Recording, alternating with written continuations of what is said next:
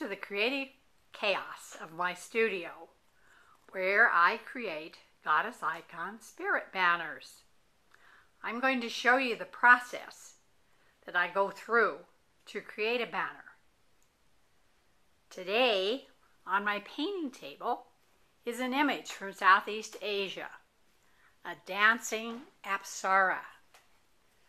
I visited Angkor Wat about 6 months ago and took a photograph. I downloaded into my Apple Mac and work on it in iPhoto and create a high contrast image and print it.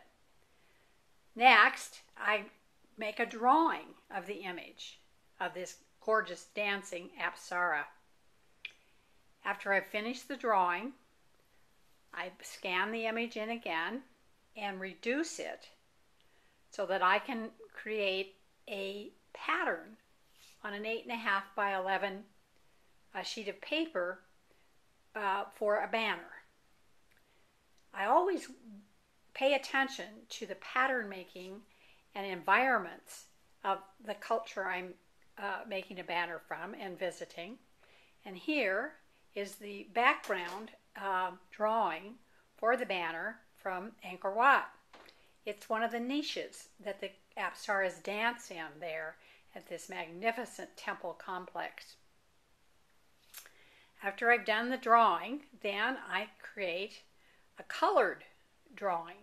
Color it in with my gorgeous Tombow pens, with have brushes on one end and a pen on the other, so that I have a format for the background of the image. The next process I go through is to take the plate to Jen Luchter, and she uses this plate and transfers the image onto ripstop nylon. We blow it up so that the image becomes large enough for the banner. Then I take that transferred image to Louise Kearns, who begins the sewing process of this gorgeous Apsara. Louise does all the sewing and stitching on my banner. She's officially a vexillographer. And then she brings me the banner and I begin to paint the image, which I will show you as I go through the process. Hi Louise, this is Louise Kearns, my vexillographer at her sewing machine, working on one of the banners. So we're going to show what happens when she gets going here on this Apsara that I'm documenting for our video.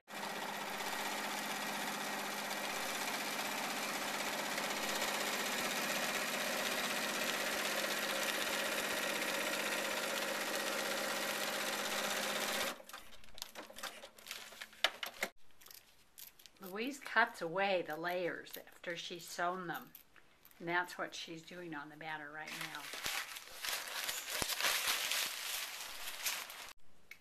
After outlining the figure of the Apsara, I begin painting in the darks, and I use a sponge dabbed in acrylic paint and go over the shadows of the figure, bringing up the dimension. So here's my first start at getting the darks, and we'll keep following it. Let's follow this painting process of putting more and more dark into this gorgeous dancing Apsara, so that she comes off of the canvas banner and becomes part of the process. I've started adding color. I first put down one that I did not like and I had to scrape it off. Now I've added a little bit of a rusty red, an off-green bronze, and next I'll be adding some brighter gold And I also noticed that the Apsara itself had rather a uneven surface.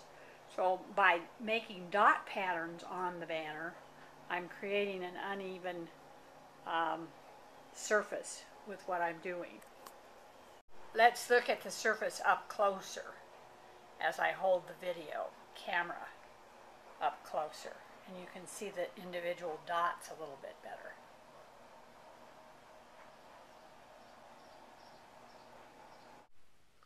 I've been building up more color with little dots, and this is how the Apsara is developing.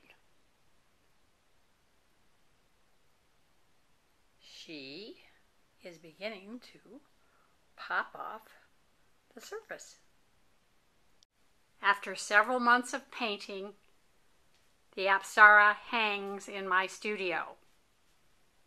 She is standing and dancing on a lotus, which embodies spirit. She's ready to go out in the world and dance the dance of life as the embodiment of creativity and magic.